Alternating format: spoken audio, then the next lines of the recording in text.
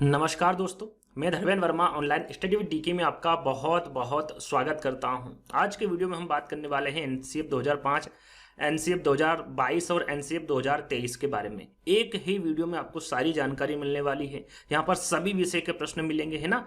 Top 100 प्रश्न एक ही video में आपको 100 प्रश्न मिलने वाले हैं, जो कि कहीं भी नहीं मिलेंगे। यदि आपने सीटेट एग्जाम दी होगी तो आपने देखा होगा कि एनसीएफ से कम से कम 4 से 5 प्रश्न और ज्यादा ही पूछे जाते हैं। सभी विषय की बात कर रहा हूं, सभी विषय के प्रश्न भी आपको इस वीडियो के माध्यम से मिलेंगे।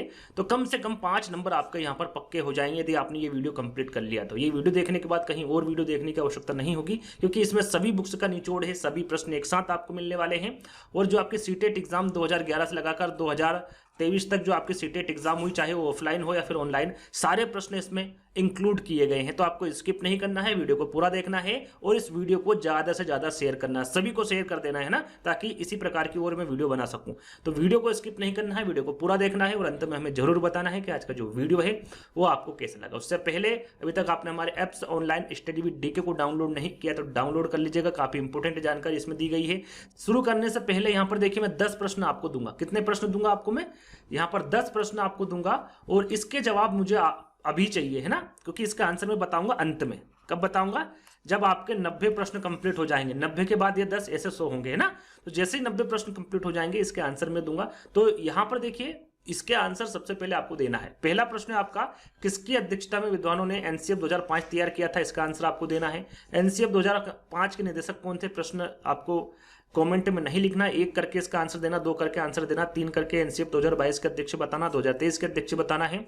एनसीएफ में जो खंड है 2022 में वो कितने शामिल किए गए थे, है ना, ये आपसे पूछा गया है इस प्रश्न में। एनसीएफ 2005 का मुख्य सूत्र कौन सा है और कब दिया गया था, यह आपको बताना है। किस मंत्रालय की पहल पर एनसीएफ 2005 तैयार किया गया था, इसके बारे में आपको जानकारी देना है। एनसीएफ 2005 का प्रमुख सूत्र आपको बताना है।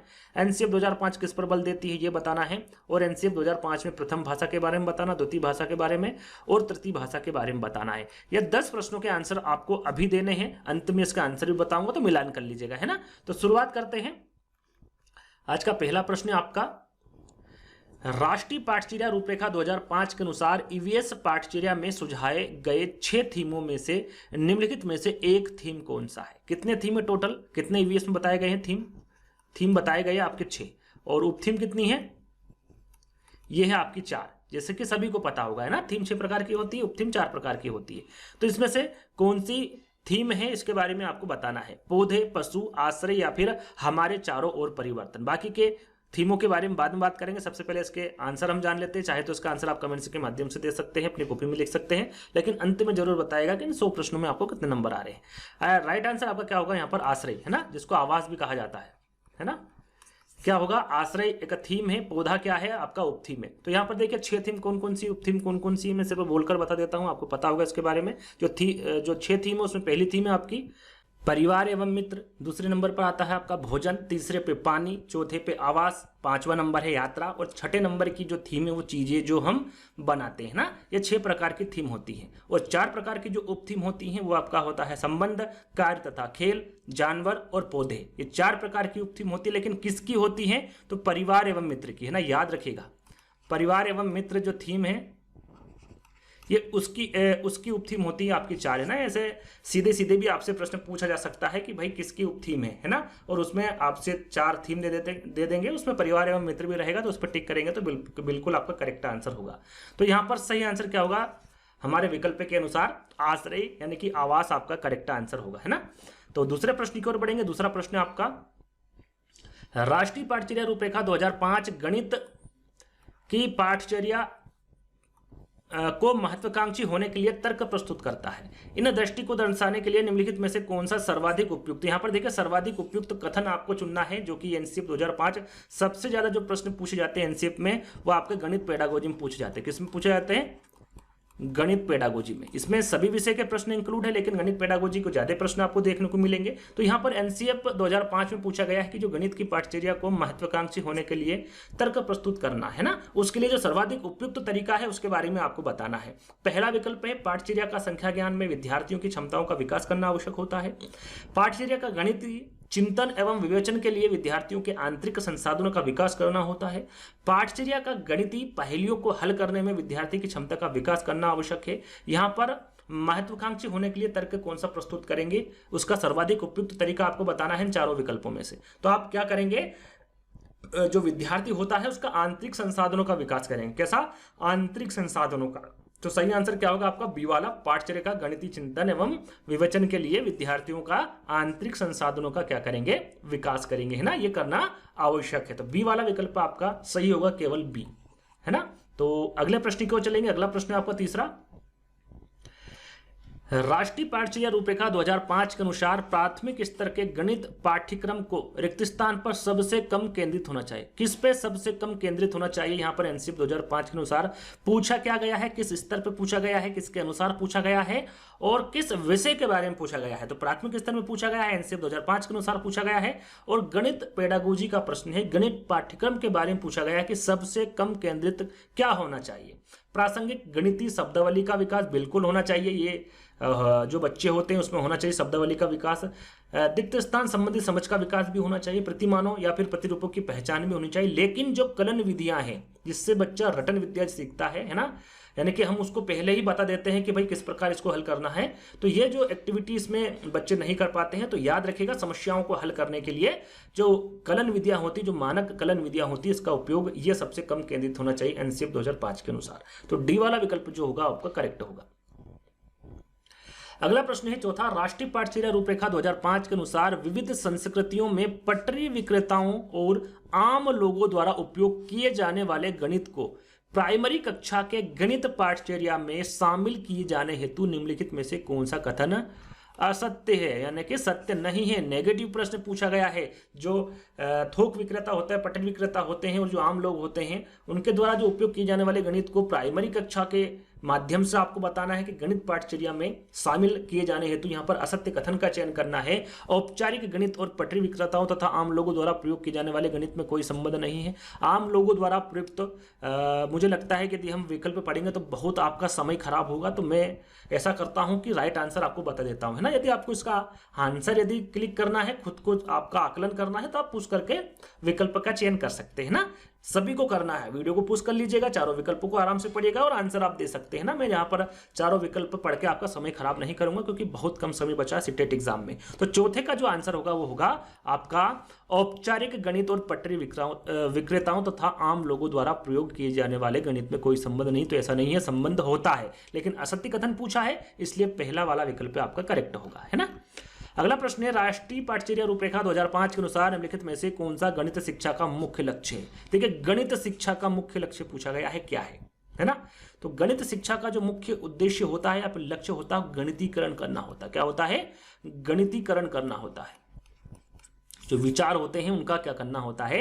गणितीकरण करना होता है। सबसे इंपॉर्टेंट है और इस प्रकार के प्रश्न आपसे पूछे जाते हैं और ये पूछा भी गया है सीटेट एग्जाम में, है ना।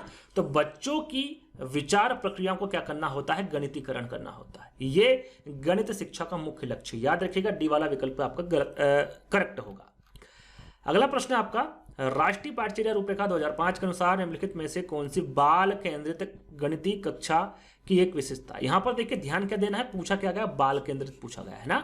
बाल केंद्रित गणित कक्षा की एक विशेषता कौन सी है? चार विकल्प हैं, आप आराम से इत्मीनान से पढ़िएगा, है ना। तो यहां पर देखिए सही विकल्प क्या होगा आपका? मूर्त सामग्री और हस्त कौशल सामग्री। जो मूर्त सामग्री जो बच्चा देख सकता है ना, अपने आप ले सकता है, उससे कुछ सीख सकता है। तो यहाँ पर देखिए लिखा हुआ मूर्त सामग्री। विभिन्न प्रकार की जो मूर्त सामग्री होती है, हस्त कौशल सामग्री होती है, लाता है ताकि उनका उपयोग संख्याओं में विभिन्न अन्वेषणों के लिए किया जा सके, है ना। तो शिक्षक कक्षा में विद्यार्थियों के लिए क्या है? विभिन्न प्रकार की मूर्त सामग्री और हस्त कौशल सामग्री लाता है ताकि वे उनका उपयोग संख्याओं में विभिन्न अन्वेषणों के लिए कर सके। बी वाला आपका करेक्ट होगा। बाल केंद्रित पूछा गया है इसलिए ये इंपोर्टेंट है ना, और यही आपका करेक्ट आंसर होगा। दोहराएंगे ये गलत होगा, है ना। शांति से सुनो और देख सकते ये भी आपका गलत होगा। तो बी वाला विकल्प आपका करेक्ट होगा। चलिए अगला प्रश्न है। यहाँ पर राष्ट्रीय लिखा हुआ है ना। राष्ट्रीय पाठ्यचर्या रूपरेखा 2005 के अनुसार एक गणित शिक्षक से अपेक्षित किया है।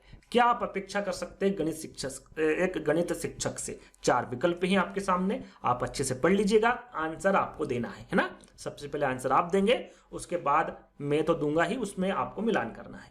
तो देखिए यहाँ पर सही आंसर क्या होगा? गणित शिक्षक से क्या आप अपेक्षा करेंगे? तो जो मेधावी बच्चे होते हैं उनके स्तर के, या कह सकते हैं पहला वाला विकल्प आपका सही होगा, गणित कक्षा में जो मेधावी बच्चों को उनके स्तर के अनुकूल चुनौतियां प्रदान करते हुए सभी बच्चों की सहभागिता सुनिश्चित करना, सभी बच्चों की, है ना।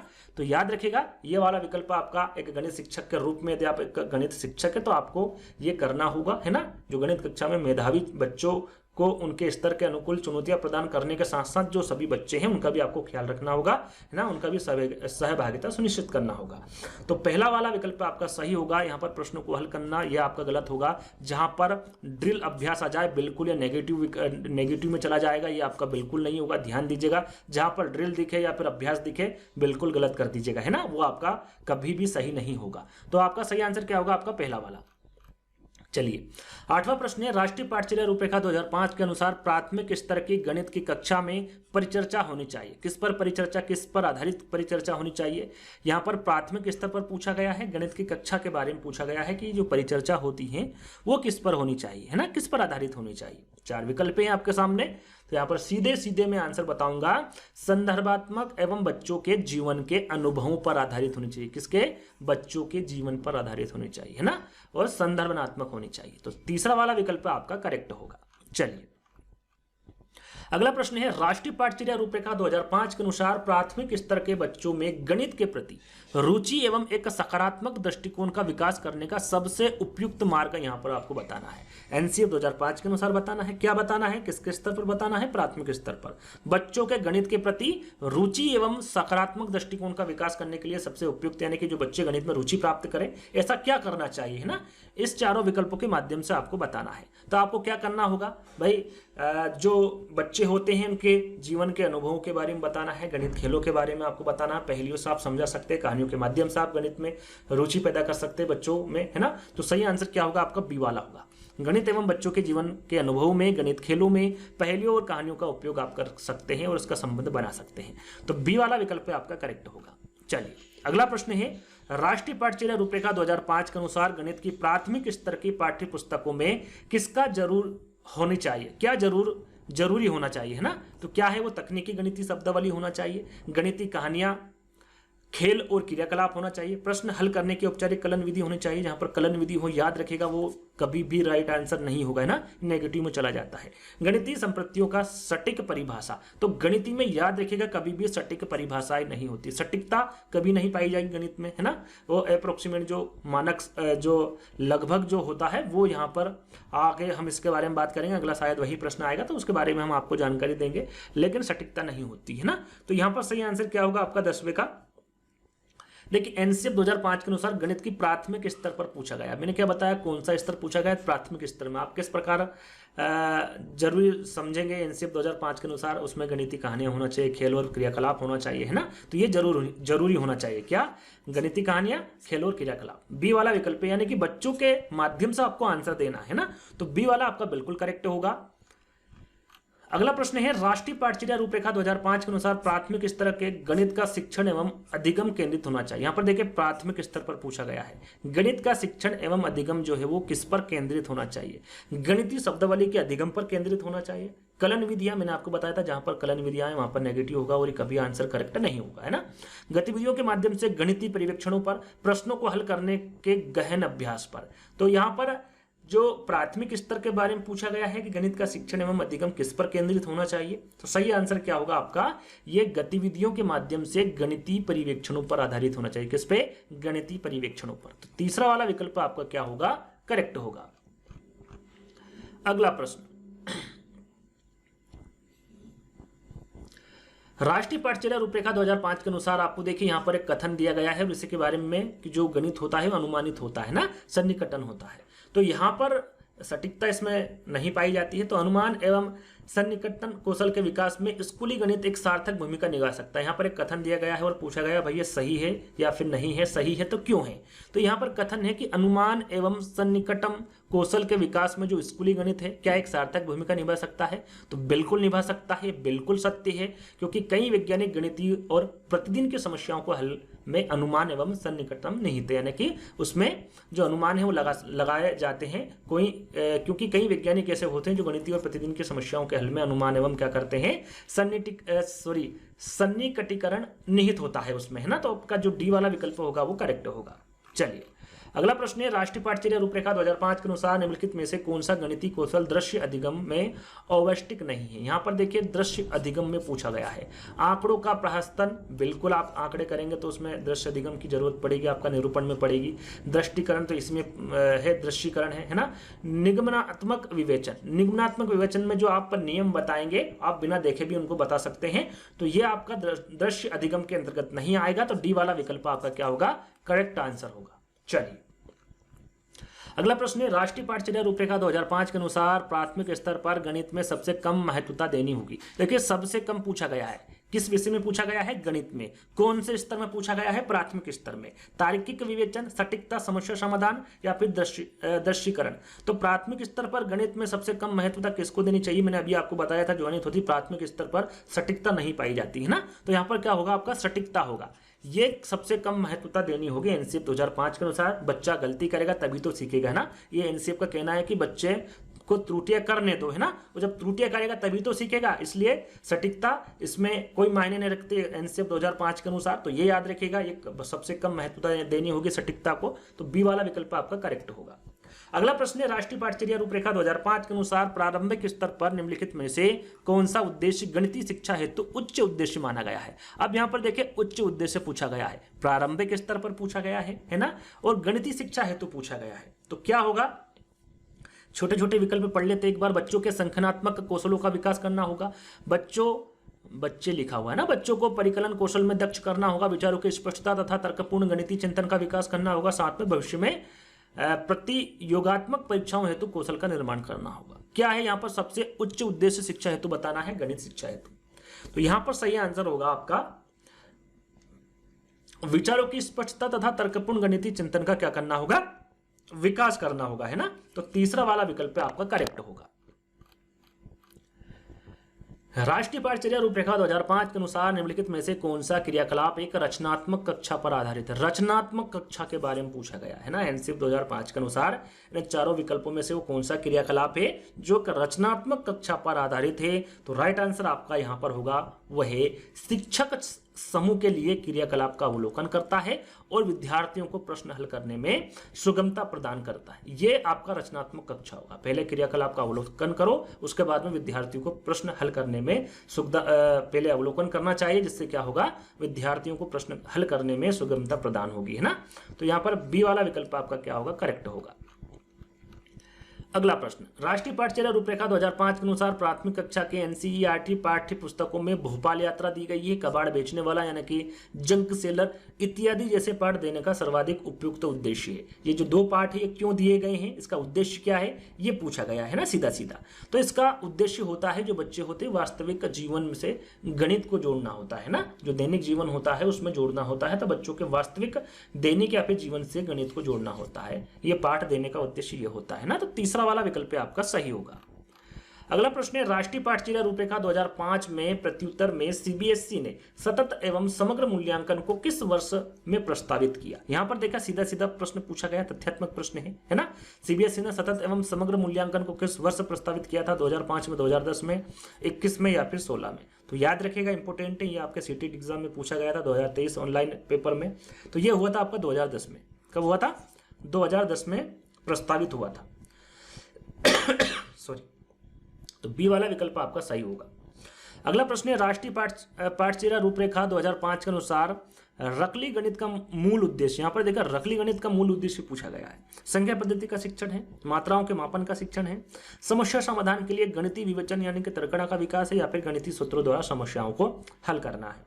तो राइट आंसर क्या होगा, इसका राइट आंसर होगा समस्या समाधान के लिए गणितीय विवेचन यानी कि तर्कणा का विकास करना होता है, इसका मूल उद्देश्य है ना। तो तीसरा वाला विकल्प आपका करेक्ट होगा। अगला प्रश्न है, राष्ट्रीय पाठ्यचर्या रूपरेखा 2005 के अनुसार प्राथमिक स्कूली गणित का होना चाहिए। क्या स्मृति अभिमुख होना चाहिए, गतिविधि अभिमुख होना चाहिए, अभ्यास अभिमुख या फिर मूल्यांकन अभिमुख। यहाँ पर देखिए प्राथमिक स्कूली गणित का क्यों होना आवश्यक है ना, इसके बारे में पूछा गया है और एनसीएफ 2005 के अनुसार आपको आंसर देना है।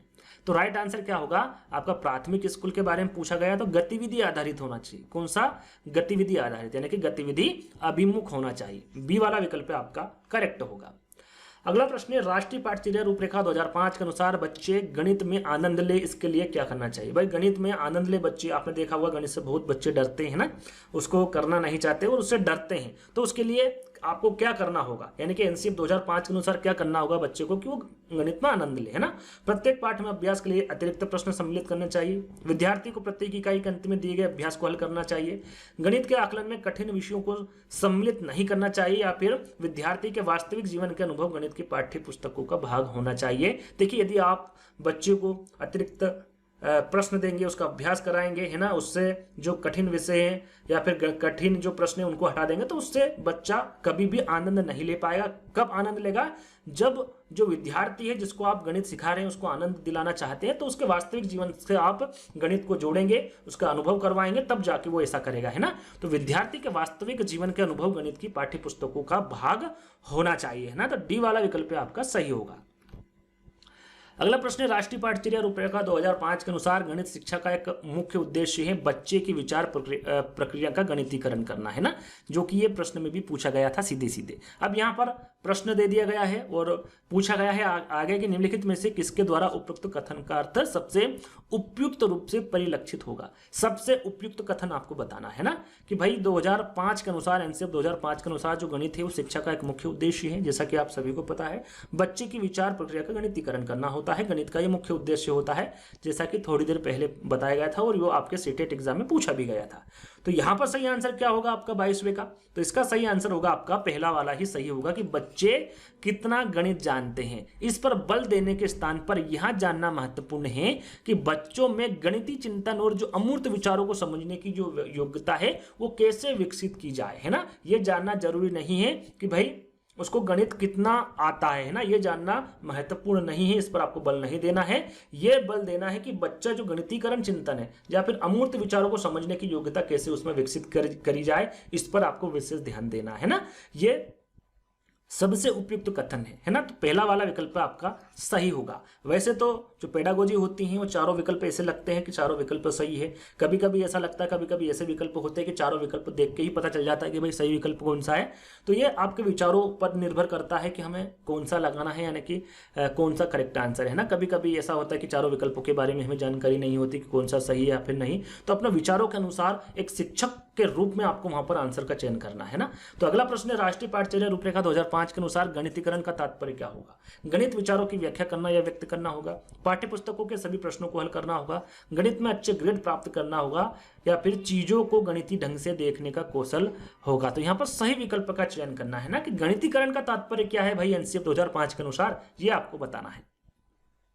तो देखिए, जो गणितीकरण का तात्पर्य होगा वो गणितीय विचारों की व्याख्या करना या फिर व्यक्त करना होगा, साथ में चीजों को गणितीय ढंग से देखने की कौशल भी होगा, है ना, देखने का कौशल भी होगा कि जो चीजें हैं उनको आप गणितीय ढंग से देखें, है ना। तो ए और डी आपका, ए और डी, बी और सी आपका नहीं होगा। जो गणितीकरण है वो ना तो सभी प्रश्नों को हल करना होगा इसका तात्पर्य, और ना ही गणित में अच्छे ग्रेड प्राप्त करना होगा, है ना। तो ए और डी कहां पर है, पहले वाले विकल्प में, और यही आपका सही आंसर होगा।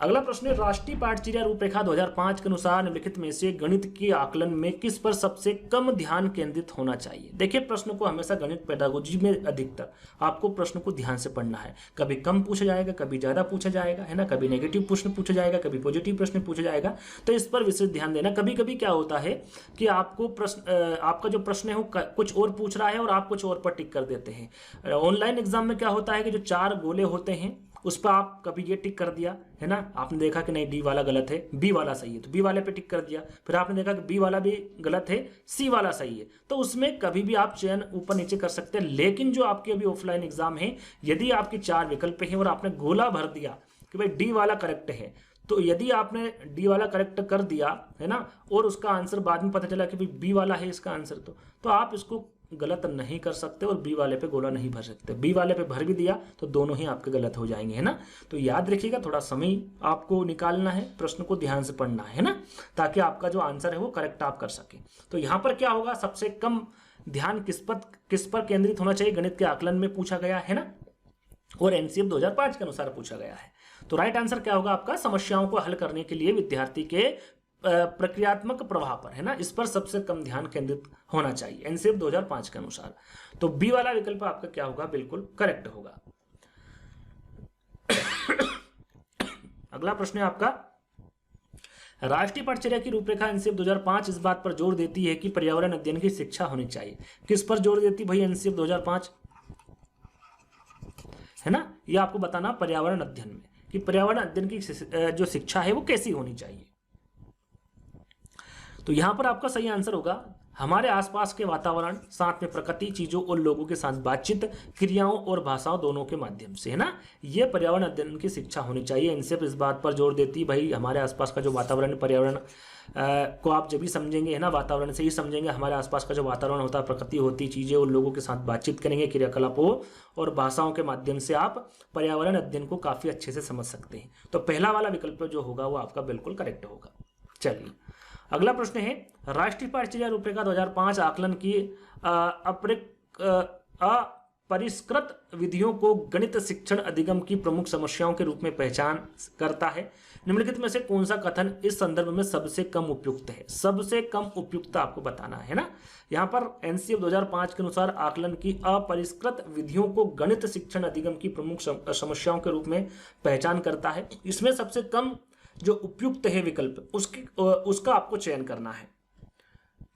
तो आपका सही आंसर क्या होगा, तीसरा वाला, है ना, गणित में आकलन की विधियों में विद्यार्थियों को प्रतिपुष्टि प्रदान करने का व्यापक दायरा। तो इसमें जो व्यापक दायरा है ये नहीं होना चाहिए, ना, दायरा जो होता है वो सीमित होना चाहिए, व्यापक दायरा नहीं होना चाहिए। तो ये सबसे कम उपयुक्त होगा, सी वाला विकल्प आपका करेक्ट होगा। चलिए अगला प्रश्न है, राष्ट्रीय पाठ्यचर्या रूपरेखा 2005 के अनुसार निम्नलिखित में से बच्चों में गणित के प्रति सबसे अधिक सामान्य भ्रांति क्या? देखिए भ्रांति अब बताना आपको, सबसे अधिक सामान्य भ्रांति क्या होगी गणित के बारे में, है ना, गणित के बारे में जो बच्चे हैं वो क्या सोचते हैं, सबसे अधिक सामान्य भ्रांति क्या है? गणित केवल संख्याओं के बारे में नहीं है, गणित वास्तव में बहुत रुचिपूर्ण है, गणित में कुछ अमूर्तों की आवश्यकता होती है, या फिर गणित बहुत मुश्किल है अतः एक भयावह विषय है। तो गणित बहुत मुश्किल नहीं, बच्चा ऐसे ही सोचता है कि भाई गणित बहुत मुश्किल है अतः एक भयावह विषय है, तो ऐसा नहीं है, सब कर सकते हैं गणित को, है ना, सब सीख सकते हैं। तो डी वाला विकल्प आपका बिल्कुल करेक्ट आंसर होगा। चलिए अगला प्रश्न है, ईवीएस की पाठ्य पुस्तकों में वृत्तांतों को व्यापक रूप से शामिल किया गया है जिससे कि एनसीएफ 2005 के निर्देशों का पालन हो। यहां पर देखिए ईवीएस के बारे में पूछा गया है कि पाठ्य पुस्तकों में जो वृत्तांतों का व्यापक रूप से शामिल किया गया है, तो ऐसा क्यों किया गया है एनसीएफ 2005 के अनुसार आपको बताना है।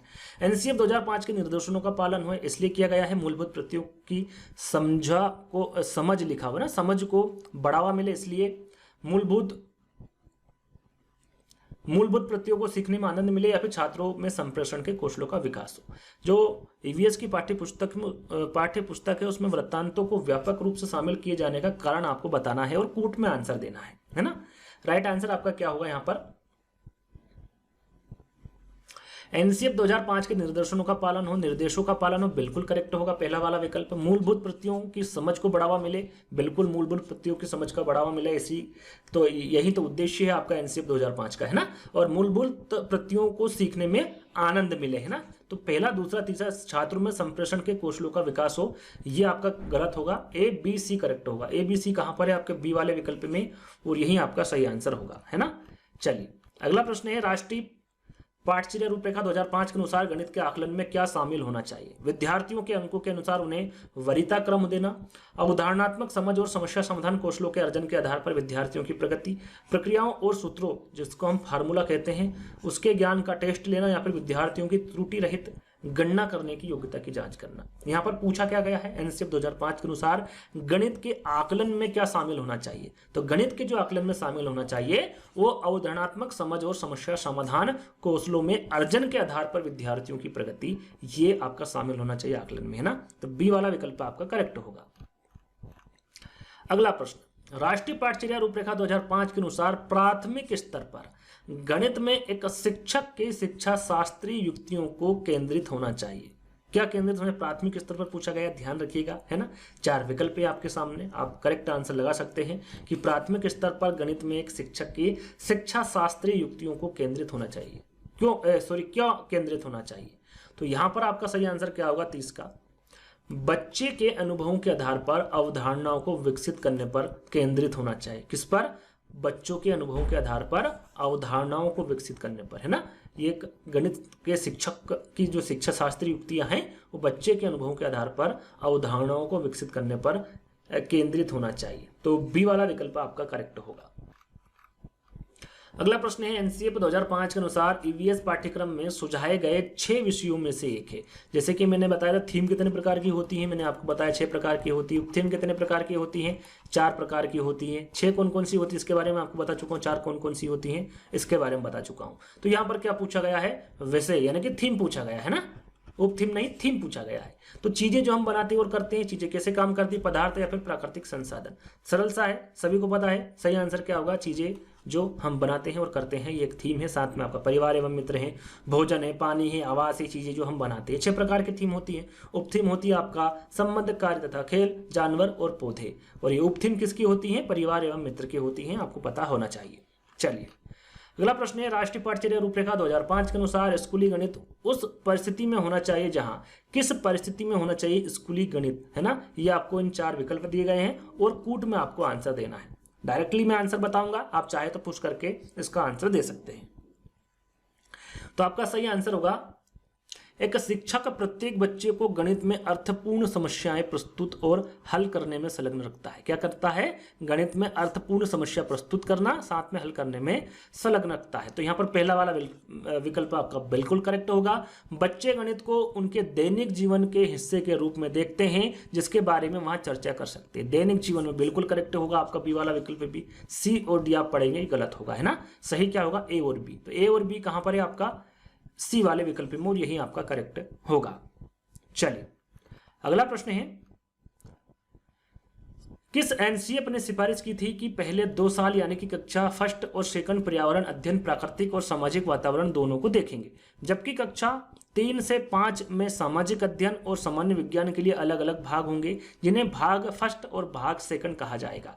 ये जो यहाँ पर सिफारिश है, जो सिफारिश यहाँ पर हमने पढ़ी अभी, ये किसके द्वारा दी गई है ना, ये आपको बताना है। एनसीएफ 2000, एनसीएफ 1988, एनसीएफ 1975 या फिर एनसीएफ 2005। सही आंसर क्या होगा?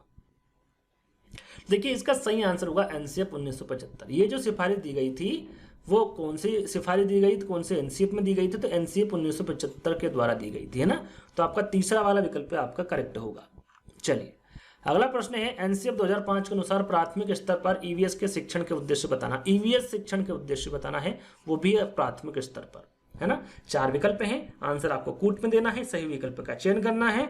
यहाँ पर नेगेटिव प्रश्न नहीं पूछा गया है, पॉजिटिव पूछा गया है। शिक्षण के उद्देश्य ईवीएस के, तो यहाँ पर आपका सही आंसर होगा पर्यावरणीय विषयों के संबंध में जानकारी का विकास करना। बिल्कुल सही आपका पहला वाला विकल्प होगा, प्राथमिक स्तर पर पर्यावरणीय विषयों के संबंध में जानकारी का विकास करना। बी वाला विकल्प है बच्चे की जिज्ञासा और सृजनात्मकता को पोषित करना, विशेष रूप से प्राकृतिक वातावरण के विषय में। बिल्कुल विशेष रूप से प्राकृतिक वातावरण के विषय में बच्चे की जिज्ञासा और सृजनात्मकता को पोषित करना, बिल्कुल आपका बी वाला भी करेक्ट होगा। तीसरा विकल्प है बच्चों की अधिगम क्षमताओं को विशेषकर एक मूर्त अधिगम अनुभव, मूर्त है ना, जिसको देखा जा सकता है। अमूर्त होता तो गलत होगा था, यहाँ पर मूर्त लिखा हुआ है, बिल्कुल सही होगा। विद्यार्थी को एक रेखी अभिज्ञता देना, तो रेखी अभिज्ञता आपका यह गलत होगा। ए बी सी आपका करेक्ट होगा ना। ए बी सी किसमें? पहले वाले विकल्प में, और यही आपका सही आंसर होगा। अगला प्रश्न है, राष्ट्रीय पाठ्यचर्या रूपरेखा 2005 के अनुसार प्राथमिक गणित पाठ्यचर्या के लिए निम्नलिखित में से कौन सा सर्वाधिक उपयुक्त है? अवधारणाओं की समझ बनाते हुए शिक्षार्थी जो प्रगति मूर्त से अमूर्त की तरफ बढ़ते हुए करते हैं, वहां इसमें सुस्पष्ट रूप से सम्मिलित होना चाहिए। वैसे मैं 4 विकल्प नहीं पढ़ूंगा, मैंने पहला विकल्प पढ़ दिया है ना। 3 विकल्प आप पढ़ लीजिएगा, आंसर आपको देना है। प्रश्न दोहरा देता हूं मैं, एनसीएफ 2005 के अनुसार प्राथमिक गणित पाठ्यचर्या के लिए निम्नलिखित में से कौन सा सर्वाधिक उपयुक्त है? सर्वाधिक उपयुक्त कथन आपको चुनना है प्राथमिक गणित पाठ्यचर्या के लिए। राइट आंसर आपका 35 का क्या होगा? पहला वाला विकल्प जो मैंने पढ़ा, मूर्त से अमूर्ति की तरफ, है ना। ये याद रखिएगा, है ना, मूर्त से अमूर्ति की ओर। अवधारणाओं की समझ बनाते हुए शिक्षार्थी जो प्रगति मूर्त से अमूर्ति की तरफ बढ़ते हुए करते हैं, वहां इसमें सुस्पष्ट रूप से क्या होता है? सम्मिलित होनी चाहिए। पहला वाला विकल्प आपका करेक्ट होगा। चलिए अगला प्रश्न है आपका, राष्ट्रीय पाठ्यचर्या रूपरेखा 2005 के अनुसार स्कूली गणित उन परिस्थितियों में होना चाहिए जहां बच्चे गणित में आनंद लेना सीखे। यह सिद्धांत इस आधारित वाक्य पर आधारित है। पहले सीधे सीधे पूछा गया था, अब यहाँ पर प्रश्न को थोड़ा सा घुमा दिया गया है ना। स्कूली गणित उन परिस्थितियों में होना चाहिए, बस इतना दिया था किन परिस्थिति में होना चाहिए, लेकिन प्रश्न को आगे बढ़ा दिया गया है कि भाई गणित में आनंद लेना सीखे। और यहाँ सिद्धांत इस आधार वाक्य पर आधारित है। किस आधार वाक्य पर आधारित है? 4 विकल्प ही आपके सामने, पूछ करके आप आंसर दे सकते हैं। इसका सही आंसर होगा गणित का जीवन भर उपयोग और आनंद दोनों के लिए लिया जा सकता है ना। इस वाक्य किस पर आधारित है कि जीवन भर उपयोग हो गणित का, साथ में आनंद दोनों के लिए इसको लिया जा सकता है। तो तीसरा वाला विकल्प आपका करेक्ट होगा। चलिए अगला प्रश्न है सही कथन, यानी कि सही कथनों का चुनाव आपको करना है। 4 विकल्प आपको दिए गए हैं, कूट में आपको आंसर देना है कि भाई सही कौन सा होगा। तो यहां पर देखिए सही आंसर मैं आपको बता देता हूं। तो यहां पर सही आंसर क्या होगा आपका? बी वाला। कक्षा फर्स्ट और सेकंड के लिए कोई पाठ्य पुस्तक निर्धारित नहीं की गई है ईवीएस की। कहां से की गई है? आपका 3rd से 5th तक की गई है ना, पहली और दूसरी में नहीं है, आपको पता ही होगा। तो ये कोई पाठ्य पुस्तक इसमें निर्धारित नहीं की गई है जिससे कि विद्यार्थियों को संदर्भित अधिगम वातावरण दिया जा सके। तो यहाँ पर पहला जो बी वाला विकल्प होगा ये करेक्ट होगा, है ना। पहला गलत होगा, 1st और 3rd लिखा हुआ है। कक्षा 1st और 2nd में ईवीएस विज्ञान सामाजिक ज्ञान द्वारा पढ़ाई जाती है, तो यहाँ पर 1st और 2nd में नहीं पढ़ाई जाती। ईवीएस वहाँ विषय जो केवल 4th और 5th कक्षाओं में पढ़ा जाता है, 4th और 5th में नहीं, 3rd से 5th में पढ़ा जाता है ना। 4th वाला भी आपका गलत होगा। सही कौन सा होगा आपका? बी वाला सही होगा, है ना। तो केवल बी कहां लिखा हुआ? तीसरे वाले विकल्प में, और यही आपका सही होगा। अगला प्रश्न है राष्ट्रीय पाठचर्या रूपरेखा 2005 के अनुसार गणितीय संप्रेषण को बढ़ाने उन्नयन का अर्थ क्या है? यहाँ पर जो गणित संप्रेषण को बढ़ाने का अर्थ क्या है इसके बारे में आपको बताना है एनसीएफ 2005 के अनुसार।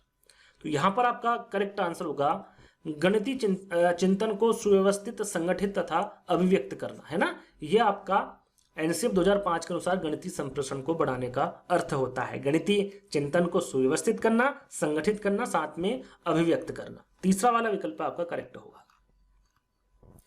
अगला प्रश्न है राष्ट्रीय पाठचर्या रूपरेखा 2005 के अनुसार निम्नलिखित में से कौन सा गणित अध्यापन के लक्ष्य के रूप में सबसे कम उपयुक्त? देखिए सबसे कम उपयुक्त आपको बताना है गणित अध्यापन के लक्ष्य में एनसीएफ 2005 के अनुसार आपको बताना है।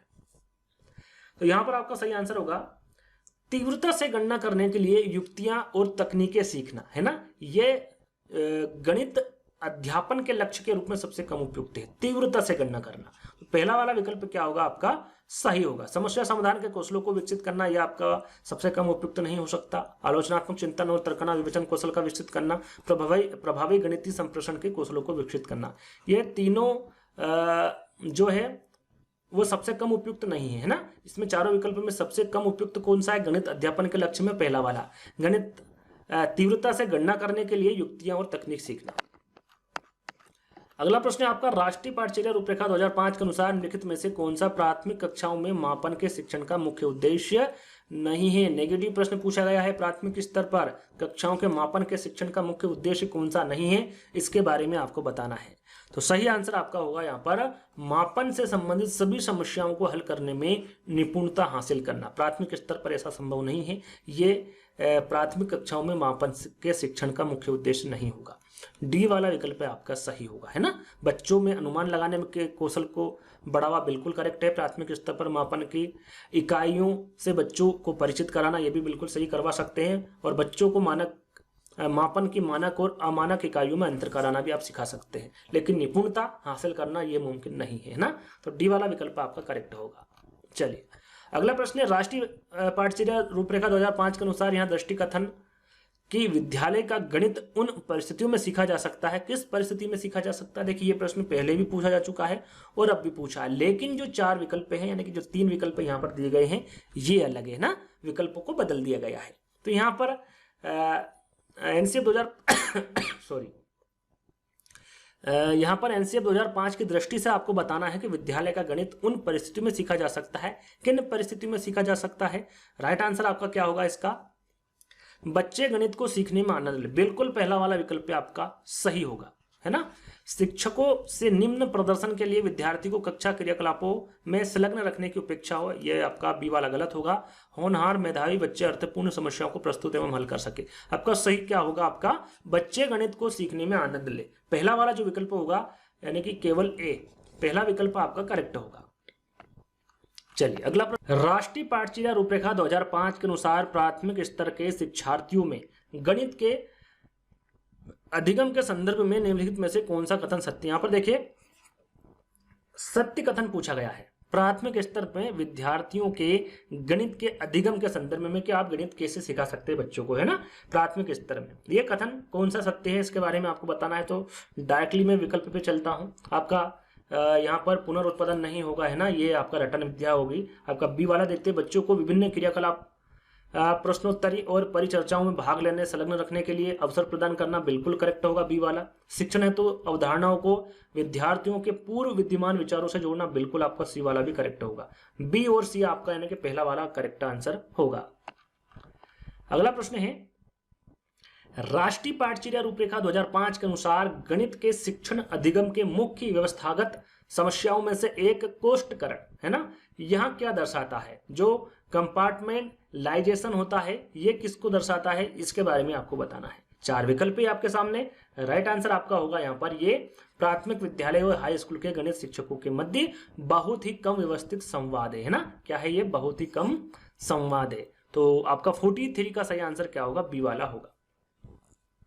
चलिए अगला प्रश्न है एनसीएफ 2005 के अनुसार प्राथमिक स्तर पर गणित के शिक्षण एवं अधिगम में ऐसी गतिविधि सम्मिलित करनी चाहिए। कैसी गतिविधि सम्मिलित करनी चाहिए आपके गणित शिक्षण में प्राथमिक स्तर पर पूछा गया है। तो यहाँ पर डायरेक्टली मैं आपको आंसर बताऊंगा। देखिए, जो मूर्त से अमूर्त की ओर बढ़े, है ना, यानी कि जो पहले मूर्ति की ओर बढ़े फिर उसके बाद में अमूर्त की ओर बढ़े, प्रत्यक्ष से अप्रत्यक्ष की ओर। तो यहाँ पर मूर्त से अमूर्त की ओर बढ़े, ये आपका बिल्कुल करेक्ट आंसर होगा। गणित के शिक्षण एवं अधिगम में इन गतिविधियों को शामिल करना चाहिए। तो तीसरा वाला जो विकल्प होगा वो आपका करेक्ट होगा। अगला प्रश्न है, एनसीएफ 2005 के अनुसार प्राथमिक स्तर पर गणित का शिक्षण और अधिगम किस पर केंद्रित होना चाहिए। जो प्राथमिक स्तर पर गणित का जो शिक्षण है वो किस अधिगम पर केंद्रित होना चाहिए पूछा गया है। तो राइट आंसर आपका यहाँ पर होगा वो अवधारणा का परिचय देने के लिए गणितीय खेलों, पहेलियों एवं गतिविधियों पर आधारित होना चाहिए। बी वाला विकल्प आपका करेक्ट होगा। अगला प्रश्न है, एनसीएफ 2005 के अनुसार प्राथमिक स्तर पर आपको बताना है गणित में शिक्षण और अधिगम विधियां केंद्रित होनी चाहिए। यहां पर अब स्तर पूछा गया है। इससे पहले सीधे सीधे आपसे पूछा गया था कि एनसीएफ 2005 प्राथमिक स्तर पर गणित में शिक्षण और अधिगम विधियां किस पर केंद्रित होना चाहिए। अब उसके यहाँ पर स्तर पूछे गए हैं, वो भी फुट में, है ना। तो यहाँ पर सही आंसर होगा कि गणित में विभिन्न प्रतिमानों की खोज पर, उसके बाद में शिक्षार्थियों के अनुमान एवं सन्निकटन के कौशलों के विकास पर थोड़ी देर पहले इसके बारे में बताया था, है ना। तो बी वाला आपका करेक्ट होगा। अधिगम की अनौपचारिक विधियां जैसे खेल, पहेलियां हल करना इत्यादि पर। तो तीसरा वाला भी आपका करेक्ट होगा। परिशुद्धि समस्या समाधान पर विधियां, ये आपका गलत होगा। A B C, A B C कहां पर है आपके तीसरे वाले विकल्प में, और यही आपका सही आंसर होगा। यही तीनों स्तर आपके करेक्ट होंगे। चलिए अगला प्रश्न है आपका, प्राथमिक स्तर के गणित में पाठ्यपुस्तक विधियां, कविताएं, कहानियां और प्रतिमान संलग्न करती है। प्राथमिक स्तर पर जो गणित में पाठ्यपुस्तकें हैं उसमें विविध कविताएं, कहानियां और प्रतिमान संलग्न करती हैं। तो एनसीएफ 2005 के अनुसार आपको बताना है कि इसके लिए निम्नलिखित में से सर्वाधिक उपयुक्त कारण क्या है, क्यों करती है, इसका कारण आपको बताना है ना। तो इसका कारण क्या होगा, गणित को संदर्भित बनाना, साथ में बच्चों के जीवन के अनुभवों से जोड़ना। जहां पर बच्चों के जीवन के अनुभव से जोड़ना है वो हमेशा वो पॉजिटिव में चला जाएगा, करेक्ट आंसर होगा, है ना। तो ये सर्वाधिक उपयुक्त कारण होगा, है ना। तो डी वाला विकल्प आपका करेक्ट होगा। अगला प्रश्न है, गणित पर राष्ट्रीय पाठचर्या रूपरेखा के आधार पत्र के अनुसार लोक कलन विधि की समृद्धता की प्रशंसा या फिर सराहना बच्चे की गणित के बोध को समृद्ध कर सकती है। लोक कलन विधि से क्या अभिप्राय। यहाँ पर देखिए लोक कलन विधि से डायरेक्टली अभिप्राय पूछा गया है। एनसीएफ 2005 के आधार पत्र के अनुसार जो लोक कलन विधि है इसकी समृद्धता की प्रशंसा, जिसे सराहना भी कहते हैं, बच्चे के गणित के बोध को समृद्ध करती है ना। तो यहाँ पर जो लोक कलन विधि है इसका अभिप्राय क्या होगा। तो इसका अभिप्राय होता है जो लोग औपचारिक रूप से शिक्षित नहीं है उनके द्वारा प्रयुक्त की गई मानसिक गणना की विधि है आपकी लोक कलन विधि। तो फोर्थ वाला जो विकल्प होगा वो आपका करेक्ट होगा, है ना। अगले प्रश्न को चलेंगे। अगला प्रश्न है आपका राष्ट्रीय पाठचर्या रूपरेखा 2005 के गणित के आधार पत्र के अनुसार कक्षाई प्रक्रियाओं में लोक कलन विधियों की समृद्धता की सराहना किसके विकास में सहायक नहीं करेगी। यहां पर देखिए इससे पहले सीधा सीधा पूछा गया था लोक कलन विधि से क्या तात्पर्य है, लेकिन यहां पर पूछा गया है कि लोक कलन विधियों की समृद्धता की सराहना किसके विकास में सहायक नहीं करेगी, है ना। यहां पर नेगेटिव प्रश्न पूछा गया है, क्या वो सांस्कृतिक मूल्य है, मानक कलन विधि है, बच्चे का गणितीय बोध है या फिर बच्चे का विश्लेषण कौशल है। तो यहां पर सही आंसर क्या होगा आपका, सांस्कृतिक मूल्य होगा, है ना। ये विकास में सहायक नहीं करेगी सांस्कृतिक मूल्य। तो पहला वाला जो विकल्प होगा वो आपका बिल्कुल करेक्ट होगा। चलिए अगला प्रश्न है, राष्ट्रीय पाठ्यचर्या रूपरेखा 2005 के अनुसार प्राइमरी स्तर पर गणित में आकलन पर केंद्रित होना चाहिए। क्या केंद्रित होना चाहिए आकलन पर? यहां पर 4 विकल्प दिए गए हैं और कूट में आपको आंसर देना है। तो यहां पर सही आंसर होगा आपका विद्यार्थियों की गणितीकरण योग्यताओं के आकलन, बिल्कुल आपको पहला वाला विकल्प सही है। और दूसरा विकल्प होगा आपका ज्ञान के बजाय प्रक्रियाओं के आकलन है, विधियों और सूत्रों को रटने का आकलन। यहाँ पर रटन विधि होता नहीं है ना, एनसीएफ 2005 के अनुसार ये रटने की जो प्रवृत्ति है इस पर बिल्कुल रोक लगा दी गई है ना। तो यहाँ पर बी वाला विकल्प आपका गलत होगा। किसी विशिष्ट सवाल को हल करने की कलन विधि के ज्ञान के आकलन, तो यहाँ पर कलन विधि आ गई, तो ये भी आपका गलत होगा। सही क्या होगा, ए और सी। ए और सी कहां पर है आपका, डी वाले विकल्प में, है ना। तो फोर्थ वाला विकल्प आपका करेक्ट होगा। चलिए अगला प्रश्न है, राष्ट्रीय पाठ्यचर्या रूपरेखा 2005 के अनुसार गणित के शिक्षण का उच्च लक्ष्य क्या है। यहाँ पर देखिए उच्च लक्ष्य पूछा गया है। पहले भी इस प्रकार के प्रश्न पूछे गए थे, लेकिन जो विकल्प हैं उनको बदल दिया जाता है ना। तो यहाँ पर गणित शिक्षण का उच्च लक्ष्य क्या है, 4 विकल्प है आपके सामने। तो यहाँ पर आपका राइट आंसर होगा शिक्षार्थियों को विवेचन का तर्क संगत चिंतन कौशलों के विकास में क्या करना, मदद करना, है ना। जो तीसरा वाला विकल्प होगा ये आपका सही होगा, ये गणित के शिक्षण का उच्च लक्ष्य होगा आपका एनसीएफ 2005 के अनुसार। अगला प्रश्न, राष्ट्रीय पाठ्यचर्या की रूपरेखा 2005 प्राथमिक स्तर पर पर्यावरण अध्ययन शिक्षण का प्रमुख उद्देश्य होना चाहिए। यहाँ पर फिर से प्राथमिक स्तर पर पर्यावरण अध्ययन शिक्षण का प्रमुख उद्देश्य पूछा गया है, विकल्पों को बदल दिया गया है। यहाँ पर ध्यान से पढ़ेंगे तो जो आंसर होगा वो आपके सामने होगा। तो इसका सही आंसर क्या होगा आपका, कक्षाई अधिगम को विद्यालय के बाहरी जीवन से जोड़ना, है ना। यहाँ पर ईवीएस जहां पर भी आए और उसका प्रमुख उद्देश्य पूछे और बाहरी जीवन से जोड़ना ये विकल्प में हो तो करेक्ट कर दीजिएगा, बिल्कुल आपका करेक्ट आंसर होगा, है ना। तो फोर्थ वाला विकल्प क्या होगा आपका, करेक्ट होगा। चलिए अगला प्रश्न है, राष्ट्रीय पाठ्यचर्या की रूपरेखा 2005 सामाजिक विज्ञान के संदर्भ में सुझाती है कि बच्चे के विद्यालय जीवन का जो मेल होता है वो किताबी ज्ञान से जुड़ा होना चाहिए, शिक्षकों की अपेक्षाओं के साथ होना चाहिए, कक्षा के जीवन से होना चाहिए या फिर बाहर के जीवन के साथ होना चाहिए। जैसा कि मैंने अभी आपको बताया सामाजिक विज्ञान यानी कि आपके यहाँ पर पर्यावरण अध्ययन की बात की जा रही है ना, उसी का मेल है ये। तो क्या होगा आपका विद्यालय जीवन का मेल बाहर के जीवन के साथ होना चाहिए, बाहर के किसके साथ होना चाहिए, जीवन के साथ होना चाहिए। तो फोर्थ वाला विकल्प आपका करेक्ट होगा। अगला प्रश्न है, एनसीएफ 2005 के अनुसार निम्नलिखित में से कौन सा ईवीएस के पाठ्यक्रम के बारे में सही है। यहाँ पर देखिए ईवीएस के पाठ्यक्रम के बारे में सही कथन का चयन करना है, 4 विकल्प है, वीडियो को पुश करके आंसर आप दे सकते हैं। इसका करेक्ट आंसर होगा आपका कि ईवीएस पाठ्यक्रम विज्ञान, सामाजिक विज्ञान और पर्यावरण शिक्षा का क्या है, एकीकरण है। किस किस का एकीकरण है ये, आपका विज्ञान का है, सामाजिक विज्ञान का है और पर्यावरण शिक्षा का, है ना। तो ये आपका विकल्प सही होगा फोर्थ वाला। ये काफी बार पूछा जा चुका है, चाहे ऑफलाइन एग्जाम हो या फिर ऑनलाइन, दोनों में ये प्रश्न पूछा गया है। तो ध्यान दीजिएगा, फोर्थ वाला विकल्प आपका करेक्ट होगा। अगला प्रश्न है, एनसीएफ 2005 कक्षा को एक ऐसे विषय के रूप में देखते हैं कि ईवीएस जो 5 से 3 जो निम्न प्रत्ययों एवं विचारों वस्तुओं को आपस में एकीकृत करता है। देखिए प्रश्न कुछ इस प्रकार है, जैसे कि अभी थोड़ी देर पहले मैंने आपको बताया था, ये आपका जो ईवीएस है ये किसके द्वारा बनाया गया है ना, किसको एकीकृत करके बनाया गया है, तो ये आपको बताना। विज्ञान एवं सामाजिक विज्ञान, जैसे कि थोड़ी देर पहले बताया था, 3 से 5 लिखा हुआ है ना। ये विज्ञान, सामाजिक विज्ञान, भाषाएं एवं गणित, विज्ञान, सामाजिक विज्ञान एवं पर्यावरण शिक्षा, विज्ञान, सामाजिक विज्ञान एवं भाषाएं। तो अभी इसके कुछ मतलब इसके पहले वाले प्रश्न में मैंने आपको बताया था करेक्ट आंसर क्या होगा आपका, ये विज्ञान, ये वाला नहीं होगा, है ना, तीसरा वाला करेक्ट होगा आपका विज्ञान, सामाजिक विज्ञान और पर्यावरण शिक्षा। तो तीसरा वाला करेक्ट होगा, इससे पहले मैंने आपको बताया था इसका आंसर। तो आगे बढ़ेंगे। अगला प्रश्न है, कक्षा सामाजिक विज्ञान एवं एक विषय के रूप में विज्ञान ईवीएस लिखा है ना,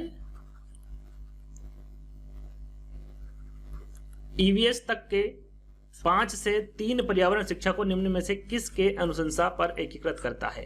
अब यहाँ पर जो तीनों विषय हैं, है ना, जैसा कि हमने अभी थोड़ी देर पहले जाना था, तो ये जो अनुशंसा है जिसमें आपका विज्ञान हो गया, सामाजिक विज्ञान हो गया, पर्यावरण शिक्षा हो गया। तो ये जो अनुशंसा की थी किसके द्वारा की गई थी, इनका एकीकृत किसके द्वारा किया गया था? एनसीएफ 1988, 2005, 2007 या फिर 1986?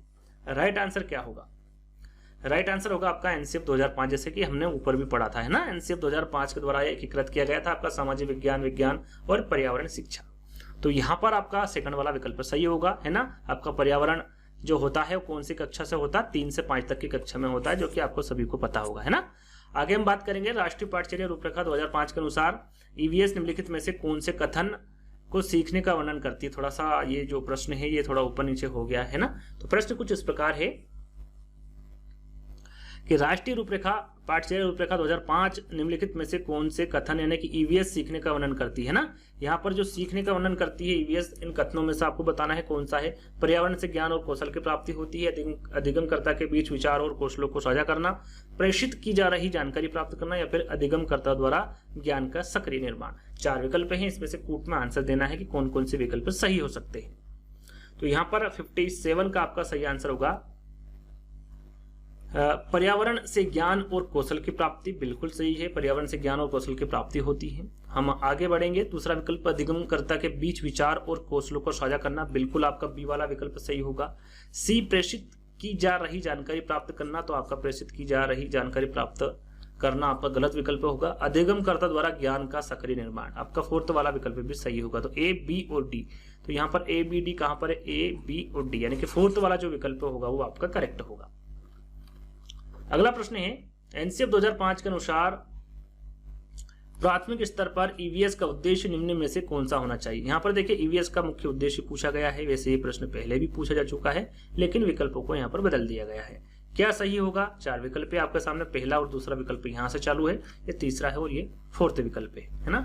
सही आंसर क्या होगा? देखिए इसका सही आंसर होगा लिंग संबंधी विषयों की तथा हास्याकरण के मुद्दों पर समालोचन करना, है ना। ईवीएस का जो मुख्य उद्देश्य विकल्पों के अनुसार आपको चयन करना है ना। विकल्प कुछ भी दे सकते हैं, आपको चारों विकल्पों को ध्यान से पढ़ना है, उसके बाद आंसर करना है ना।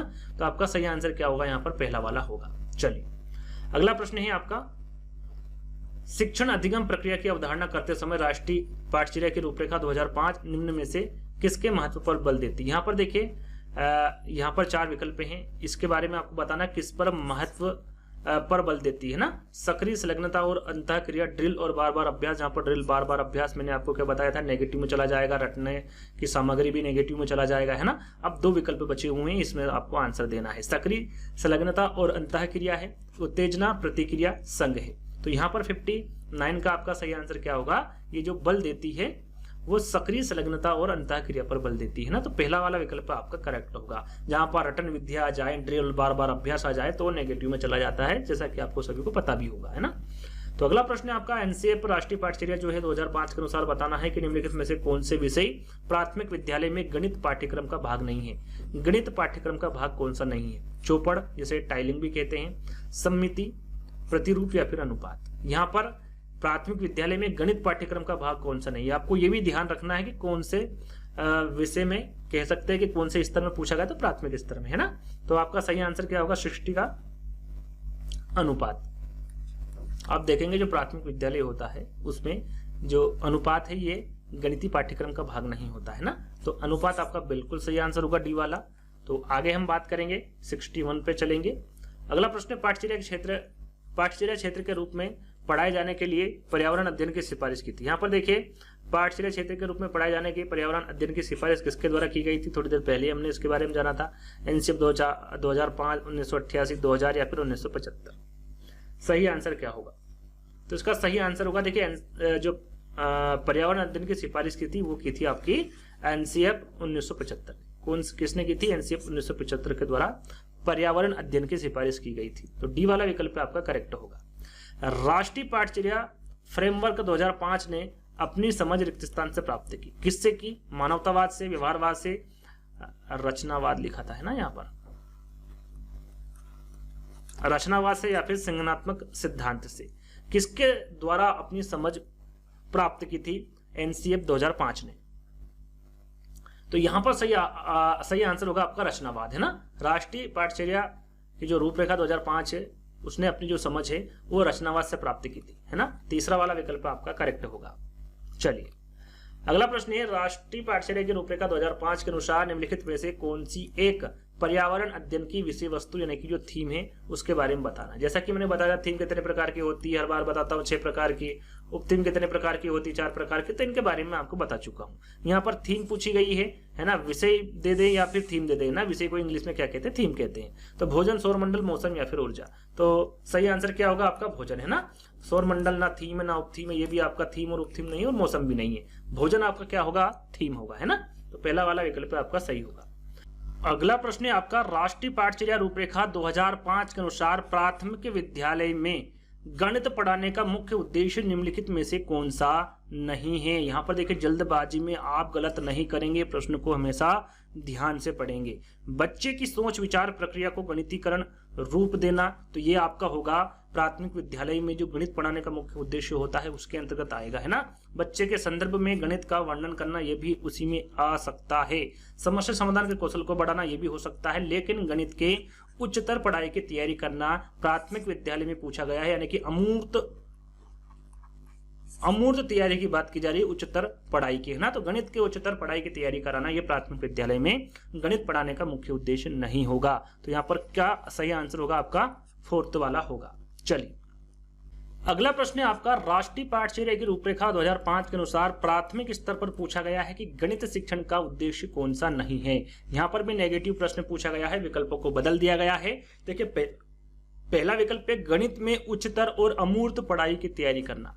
अमूर्त पढ़ाई, देखिए जो बच्चा होता है प्राथमिक स्तर पर वो मूर्त वाली पढ़ाई करता है, यानी कि प्रत्यक्ष रूप से उसे होना चाहिए। जैसे गणित का कोई सवाल है तो उसके सामने वो सवाल होना चाहिए ना, तभी वो हल कर सकता है। अमूर्त क्या होता है, अप्रत्यक्ष, जिसे देखा नहीं जा सके, जिसमें आपको थोड़ा सा बुद्धि लगाना पड़ेगी या फिर कल्पना शक्ति का उपयोग करना पड़ेगा। तो जो प्राथमिक स्तर के बच्चे होते हैं वो ऐसा नहीं कर पाते, है ना। तो मूर्त होता है आपका प्रत्यक्ष वस्तु और अमूर्त होता है अप्रत्यक्ष वस्तु, है ना। इसे आप किसी भी प्रकार से जोड़ सकते हैं। तो यहाँ पर पहला वाला ही आपका विकल्प क्या होगा, सही होगा। गणित में उच्चतर और अमूर्त पढ़ाई की तैयारी करना ये शिक्षण का प्राथमिक स्तर पर गणित शिक्षण का मुख्य उद्देश्य नहीं होता है। तो पहला वाला विकल्प आपका सही होगा।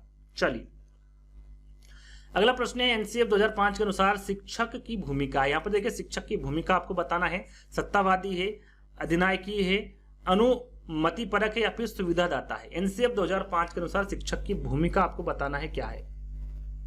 तो यहाँ पर आपका सही आंसर होगा सुविधादाता, है ना। ये एनसीएफ 2005 के अनुसार शिक्षक की भूमिका होती क्या, सुविधादाता की, है ना। डी वाला विकल्प आपका सही होगा। चलिए अगला प्रश्न है आपका,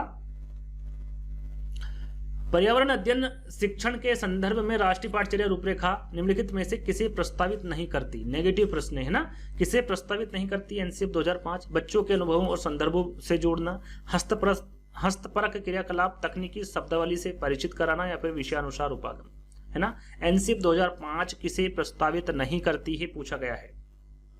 यहां पर सही आंसर होगा तकनीकी शब्दावली से परिचित कराना, है ना। ये एनसीएफ 2005 प्रस्तावित नहीं करती। आपका बच्चों के अनुभवों और संदर्भों से जोड़ना प्रस्तावित करती है, हस्तपरक क्रियाकलाप और विषयानुसार उपागम। तीसरा वाला विकल्प आपका बिल्कुल करेक्ट होगा, इसे प्रस्तावित नहीं करती है एनसीएफ 2005। अगला प्रश्न है, एनसीएफ 2005 सिफारिश करता है कि प्राथमिक स्तर पर गणित की शिक्षा का केंद्र होना चाहिए। कौन सा केंद्र होना चाहिए, उच्चतर गणित के लिए तैयारी, तो ये प्राथमिक स्तर पर हो नहीं सकता, जैसे कि अभी हमने बताया था। अमूर्त भी नहीं हो सकता, ये नेगेटिव में चला जाएगा दोनों, है ना। तीसरा विकल्प है कक्ष में की गई पढ़ाई को विद्यार्थी की दैनिक जिंदगी में जोड़ने में सहायता करना। जहां पर दैनिक जिंदगी आ जाए, है ना, वो मैंने आपको बताया था, बिल्कुल करेक्ट होगा। तो ये आपका बिल्कुल करेक्ट होगा, ये प्राथमिक स्तर पर गणित की शिक्षा का केंद्र होना चाहिए, है ना। तो तीसरा वाला आपका सही होगा। चौथे विकल्प को पढ़ने की आवश्यकता नहीं, क्योंकि यहाँ पर मापदंड लिखा हुआ है, अर्जित करने में सहायता नहीं करता, है ना। तो डी वाला विकल्प आपका सही होगा, ये सिफारिश नहीं करता है 4th वाले विकल्प को। चलिए अगला प्रश्न है, एनसीएफ 2005 ने कक्षा 1st और 2nd के लिए पर्यावरण अध्ययन के किसी पाठ्यक्रम या पाठ्य पुस्तकों की सस्तुति नहीं की गई, यानी कि उनको नहीं जोड़ा गया है 1st और 2nd में। आपने देखा होगा 3री से 5वीं तक आपका ईवीएस रहता है, इससे पहले और ना इसके बाद होता है ना। तो इसका मुख्य कारण आपको बताना है कि सबसे उपयुक्त कारण क्या होगा। पाठ्यक्रम का भार कम करने के लिए तो ऐसा होता नहीं है। पर्यावरण अध्ययन केवल कक्षा 3 से आगे की कक्षाओं के लिए है, 3 से आगे की कक्षाओं के लिए तो है, लेकिन 5 तक है, उसके आगे नहीं है ना। तो आपका जो बी वाला विकल्प है ये भी गलत होगा। कक्षा 1st और 2nd के शिक्षार्थी पढ़ना लिखना नहीं जानते, इसलिए तो ये भी कोई सबसे उपयुक्त कारण नहीं, सबसे उपयुक्त कारण है आपका संदर्भ युक्त अधिगम परिवेश प्रदान करना। ये 3 से 5 की क्लास में होता है ना, तो डी वाला विकल्प आपका क्या होगा, बिल्कुल सही होगा। अगला प्रश्न है राष्ट्रीय पाठचर्या रूपरेखा 2005 के अनुसार विद्यालयों में गणित शिक्षण का संकीर्ण उद्देश्य बताना है ना। क्या है संकीर्ण उद्देश्य एनसीएफ 2005 के अनुसार विद्यालयों में गणित शिक्षण का? तो इसका उद्देश्य होता है संख्यात्मक कौशलों का विकास करना। किसका? संख्यात्मक कौशलों का विकास करना है ना। 4 विकल्प के अनुसार ही आपको आंसर देना है, कहीं और कुछ और विकल्प थे। यहाँ पर आपने देखा होगा कि इस प्रकार के प्रश्न ही सीटेट एग्जाम में पूछे जाते हैं, है ना। किसी का उद्देश्य पूछ लिया, किसी का नेगेटिव पूछ लिया, किसी का पॉजिटिव पूछ लिया, तो आपको जो विकल्प है उसी के अकॉर्डिंग है आंसर देना है। तो यहाँ पर बी वाला आपका करेक्ट आंसर होगा। अगला प्रश्न है एनसीएफ 2005 के अनुसार गलतियां इस कारण से महत्वपूर्ण होती है, किस कारण से? जैसे कि त्रुटियां करना, ये एनसीएफ का मुख्य उद्देश्य होता है। भाई बच्चे गलती नहीं करेंगे तो सीखेंगे कैसे, है ना। तो इसका कारण जो है महत्वपूर्ण क्यों होता है ना, ये आपको बताना है। तो यहाँ पर 71 का जो आंसर होगा आपका वो होगा कि बच्चे के विचार की अंतर्दृष्टि उपलब्ध कराती है तथा समाधानों को पहचानने में सहायता करती है ना। उसके बाद ही बच्चे को पता चलेगा कि भाई मैंने त्रुटियां करी है, कहाँ गलती की है, इसको किस प्रकार से सुधारा जा सकता है। तो तीसरा वाला विकल्प आपका करेक्ट होगा। चलिए अगला प्रश्न है राष्ट्रीय पाठचर्या की रूपरेखा 2005 में उल्लेखित गणित की लंबी आकृति संकेत करती है। तो गणित की लंबी आकृतियां होती हैं वो क्या संकेत करती हैं? भाई चुनौतीपूर्ण समस्याओं को हल करना, गणित के खेलों का सृजन करना, हस्तसिद्ध अनुभव प्रदान करना, या फिर एक संकल्पना पर दूसरी संकल्पना बनाना। तो यहाँ पर आपका 72 का सही आंसर होगा, एक संकल्पना पर दूसरी संकल्पना बनाना। ये गणित की लंबी आकृति संकेत करती है। डी वाला विकल्प आपका सही होगा। अगला प्रश्न है राष्ट्रीय पाठचर्या की रूपरेखा 2005 में यहां उल्लेखित किया गया है कि गणित शिक्षण महत्वाकांक्षी, सुसंगत और महत्वपूर्ण होना चाहिए। यहां महत्वाकांक्षी से तात्पर्य निम्नलिखित में से किसकी उपलब्धि है? देखिए जो गणित शिक्षण है वो महत्वाकांक्षी, सुसंगत और महत्वपूर्ण होना चाहिए। तो यहाँ पर जो महत्वाकांक्षी शब्द है इसका तात्पर्य पूछा गया है, भाई ये किसकी उपलब्धि है? गणित के संकीर्ण उद्देश्यों की है, गणित को अन्य विषयों से जोड़ने की है, गणित के अनुप्रयोग की है, या फिर गणित के उच्च उद्देश्य लक्ष्यों की है। तो यहाँ पर 73 का आपका करेक्ट आंसर होगा कि जो महत्वाकांक्षी से तात्पर्य होता है ये उपलब्धि होती है गणित के उच्च उद्देश्यों की। 4th वाला विकल्प आपका सही होगा। अगला प्रश्न है एनसीएफ 2005 के अनुसार प्राथमिक स्तर पर संख्याओं और उन पर समक्रियाओं, मात्राओं का मापन आदि का शिक्षण जो है वो गणित शिक्षण के उच्च उद्देश्यों को पूरा करता है।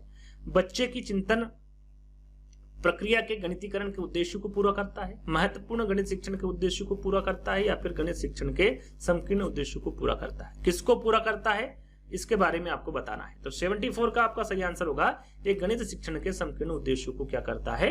पूरा करता है। 4th वाला विकल्प हमारा सही होगा। इससे पहले इसको प्रश्न बना दिया था, इसको आंसर बना दिया था संख्याओं का, है ना। लेकिन यहाँ पर अब इसको प्रश्न बना दिया गया है और इसको उत्तर बना दिया गया है। तो इस प्रकार से ही प्रश्न पूछे जाते हैं सीटेट एग्जाम में। तो हर प्रश्न को आपको ध्यान से पढ़ने की आवश्यकता है, विकल्पों को सोचने समझने की आवश्यकता है, आंसर आपका आ जाएगा, है ना। तो 4th वाला विकल्प आपका सही होगा। चलिए अगला प्रश्न है आपका एनसीएफ 2005 मानता है कि गणित में सोचने एवं तर्क एक निश्चित तरीका निहित है। नीचे दिए गए कथनों में से वहां कथन चुनिए जो उपरोक्त सिद्धांत का पालन नहीं करता है। नेगेटिव प्रश्न पूछा गया है ना। ये इसका कहने का मतलब है कि भाई एनसीएफ 2005 ये मानता है कि गणित में सोचने एवं तर्क का एक निश्चित तरीका होता है ना। तो इस कथन में से उस कथन को चुनना है कि जो सिद्धांत दिया गया है एनसीएफ 2005 के अनुसार वो कौन सा सिद्धांत है जो इसका पालन नहीं करता है ना। ये कहने का मतलब है प्रश्न का। तो राइट आंसर आपका 75 का होगा। अंकित लिखा हुआ है ना, ये अंकित प्रश्नों को हल करने के लिए विद्यार्थी को निर्धारित सूत्र बनाना, ये पालन नहीं करता है ना उपरोक्त सिद्धांत। तो आपका जो पहला वाला विकल्प क्या होगा वो सही होगा।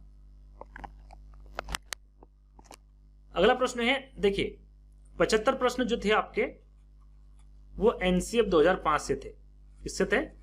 एनसीएफ 2005 से आपके 75 प्रश्न थे। अब जो 90 तक प्रश्न आएंगे, है ना, लगभग 15 प्रश्न, ये जो प्रश्न होंगे ये आपके होंगे एनसीएफ 2022 और 23 से, है ना। जो 15 प्रश्न रहेंगे उसके बाद जो 10 प्रश्न मैंने शुरू में आपको दिए थे उनके आंसर में बताऊंगा। तो यहाँ पर देखिए एनसीएफ 2023 शिक्षा नीति के आधार पर, मतलब किस शिक्षा नीति के आधार पर बनी? 1986, 1968, 2020 या फिर 1992। तो यहाँ पर एक प्रश्न मैं आपको दे रहा हूं कि आपकी जो शिक्षा नीति, पहली शिक्षा नीति, इसी में आंसर छुपा हुआ विकल्पों में, है ना। पहली शिक्षा नीति कब बनी थी?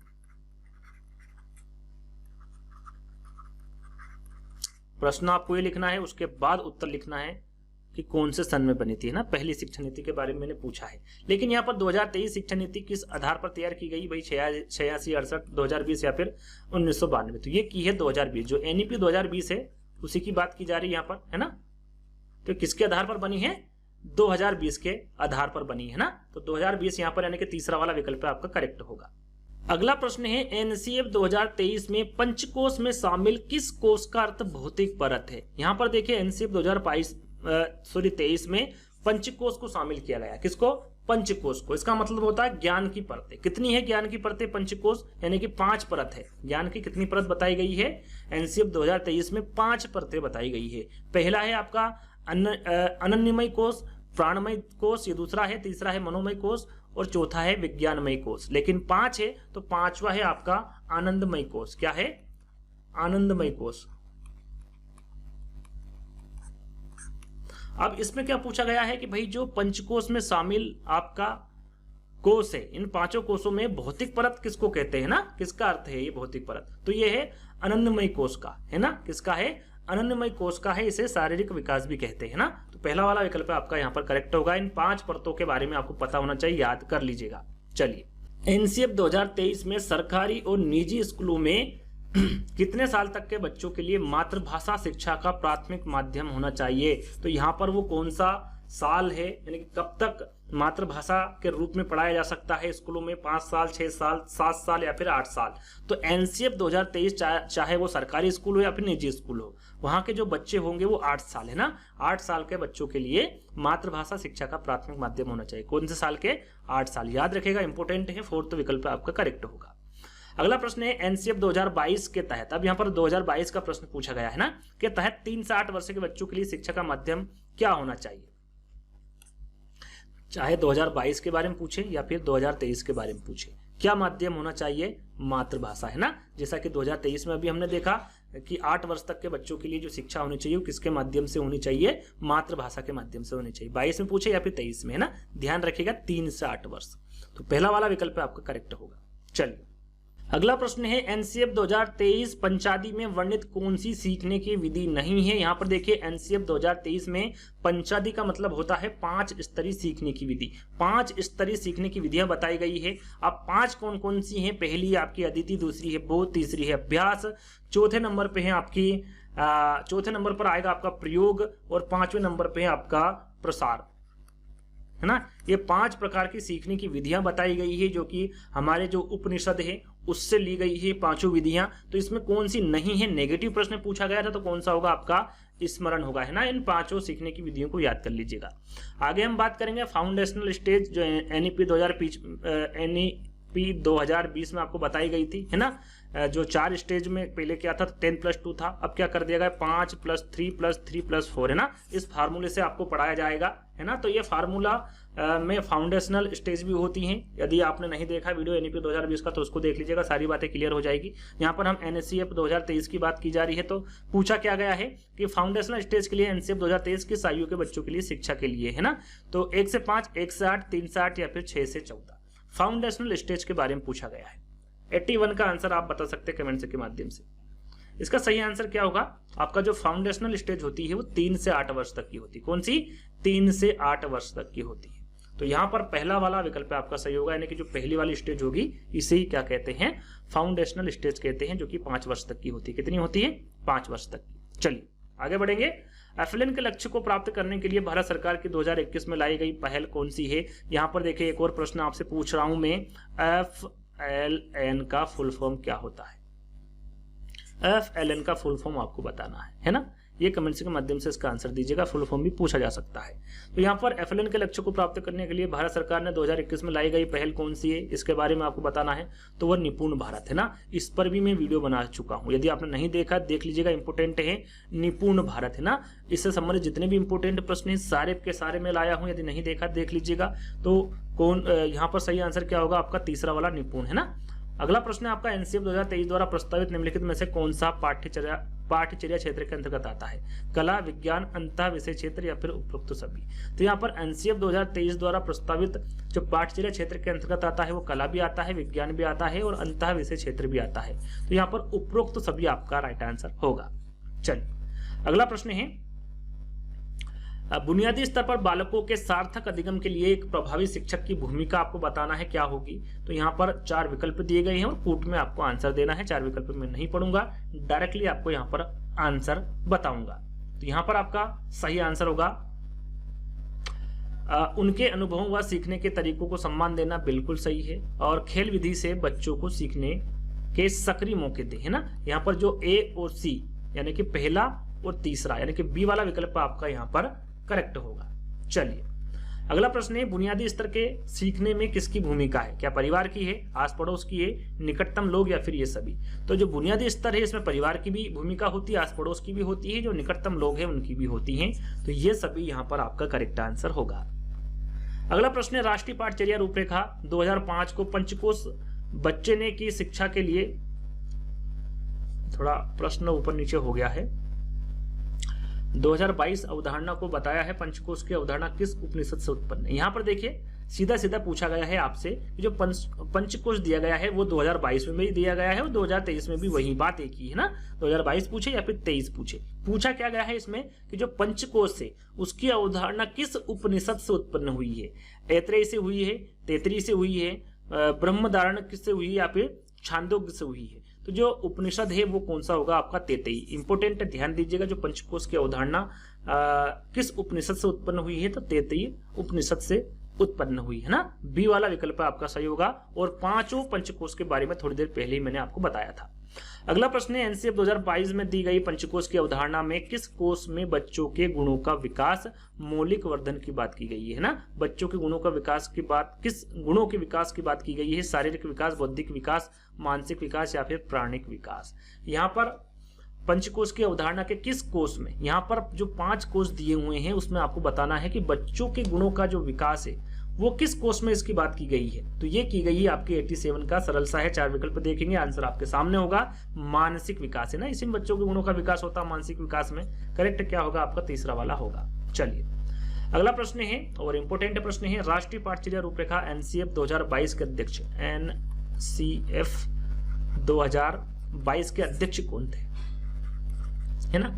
कस्तूरी रंजन, धर्मेंद्र प्रधान, रमेश पोखरियाल या फिर राम गोपाल राय। तो देखिए 2022 के बारे में पूछे तो वो होंगे आपके धर्मेंद्र प्रधान है ना। याद रखिएगा धर्मेंद्र प्रधान, मेरा नाम धर्मेंद्र है उससे याद रखिएगा, है ना। एनसीएफ 2022 के अध्यक्ष कौन है तो वो कौन थे, धर्मेंद्र प्रधान। और 2023 के बारे में पूछे तो वो कौन थे, के कस्तूरी रंजन, है ना। इसके बारे में हम आगे भी प्रश्न आएगा। तो यहाँ पर एनसीएफ 2022 के बारे में पूछे तो धर्मेंद्र प्रधान आपका राइट आंसर होगा। चलिए 2022 एनसीएफ के अनुसार किस आयु के बच्चों को बिना पुस्तक के पढ़ाया जाएगा, 3 से 6, 3 से 8, 8 से 11 या फिर 11 से 14। सही आंसर क्या होगा, बिना पुस्तक के। इसका सही आंसर क्या होगा जल्दी से बताएं। 2022 के अनुसार पूछा गया है 89 का सही आंसर क्या होगा, 3 से 6 वर्ष, है ना। पहला वाला विकल्प सही होगा, 3 से 6 वर्ष के बच्चों को बिना पुस्तक के पढ़ाया जाएगा। तो पहला वाला विकल्प आपका करेक्ट होगा। चलिए अगला प्रश्न है और ये अंतिम प्रश्न है। फिर आपको वन लाइनर जो 10 प्रश्न मैंने शुरू में दिए थे उनके आंसर में बताऊंगा और मिलान करना आपको, है ना, कि आपने सही बताए थे या फिर गलत। एनसीएफ 2022 के अनुसार पंचकोश में ज्ञान की कितनी परतें बताई गई है। जैसे कि मैंने बताया था ज्ञान की पंचकोश है ना, पंचे ने क्या होता है 5 होता है ना, सीधी सीधी बात है। और यहाँ पर कुछ करने की आवश्यकता नहीं, कितनी परतें बताइए, 5 परतें, और पंचकोश के बारे में आपको बता चुका हूं। चलिए तो 5 यहाँ पर करेक्ट होगा। अब बात करते हैं जो मैंने 10 प्रश्न दिए थे उनके आंसर क्या होगा। पहला प्रश्न पूछा था आपको कि किसकी अध्यक्षता में विद्वानों ने एनसीएफ 2005 को तैयार किया गया था, तो होगा वो प्रोफेसर यशपाल, है ना, बिल्कुल करेक्ट होगा। एनसीएफ 2005 के निदेशक कौन थे, प्रोफेसर कृष्ण कुमार। 2005 के निदेशक कौन थे, कृष्ण कुमार। 2022 के कौन थे तो वो आपके धर्मेंद्र प्रधान। 20 अक्टूबर 2022 को उन्होंने इसका शुरुआत की थी, है ना, और ये केंद्रीय शिक्षा मंत्री थे धर्मेंद्र प्रधान। 2023 की बात करें तो वो है कस्तूरी रंजन, जो कि इसरो के पूर्व अध्यक्ष थे ये, है ना, जो कि थोड़ी देर पहले मैंने आपको बताया था। एनसीएफ 2022 में कितने खंड या क्षेत्र शामिल किए गए हैं। 2022 में कितने खंड क्षेत्र शामिल किए गए हैं, 4 किए गए हैं ना, कितने 4। एनसीएफ 2005 का मुख्य सूत्र कौन सा है, वह कब दिया गया था, तो शिक्षा बिना बोझ के एनसीएफ 2005 का मुख्य सूत्र है और ये पूछा जा सकता है। और ये कब दिया गया था, 1993 में। किस मंत्रालय की पहल पर एनसीएफ 2005 तैयार किया गया था, यह मंत्रालय के बारे में पूछा जा सकता है, तो वह मानव संसाधन विकास मंत्रालय। एनसीएफ 2005 का प्रमुख सूत्र क्या है, तो ये लर्निंग विदाउट बर्डन, है ना, थोड़ी देर पहले बताया था बिना भार के अधिगम, है ना, यानी कि यहाँ पर बताया था बिना बोझ शिक्षा बिना बोझ के। चलिए अगला प्रश्न है, एनसीएफ 2005 बल देती, किस पर बल देती है? कर के सीखने पर बल देती है एनसीएफ 2005।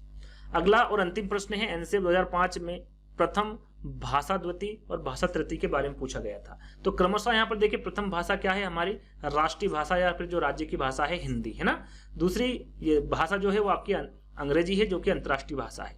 तृतीय भाषा आपकी स्थानीय भाषा है, यानी कि जो आप जहाँ पर रहते हैं वहाँ पर जो स्थानीय भाषा है, जिसको हम मातृभाषा भी कहते हैं, उसकी बात यहाँ पर की जा रही है ना। तो तीनों भाषाओं को इस प्रकार आप रख सकते हैं। तो यहीं पर जो 100 प्रश्न थे आपके, वो यहीं पर समाप्त होते हैं एनसीएफ 2005 के। तो एनसीएफ 2005, 2022 और 2023। तो आज का वीडियो आपको कैसा लगा कमेंट्स के माध्यम से बताइएगा। वीडियो अच्छा लगे तो लाइक करना है, शेयर करना है, चैनल को सब्सक्राइब कर लेना है। और अभी तक हमारे ऐप से ऑनलाइन स्टडी विद डीके को आपने डाउनलोड नहीं किया तो उसको भी साथ में डाउनलोड कर लेना है। तो आगे दोस्तों ऐसे ही वीडियो के साथ मिलेंगे, जब तक के लिए धन्यवाद।